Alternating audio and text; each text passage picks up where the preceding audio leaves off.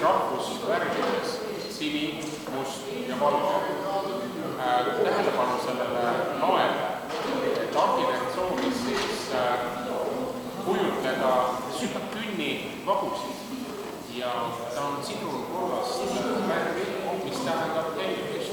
Selle lae karniisi alus on valgustid ja kui esimene Riigikogu koosseis kogunes, siis nad ei olnud näinud palju elektrivalgust ja lampi ja nad ei saanud aru, kus see valgus tuleb, ehk siis mõistetigi, et loov ise vaatab meile ülevalt alla, paneb meile saalis olijatele sellise kohustuse ja ka vastutuse oma rahva eest. Nagu te näete, siis seintel ja uste ja akende sellistel öösustel on sellist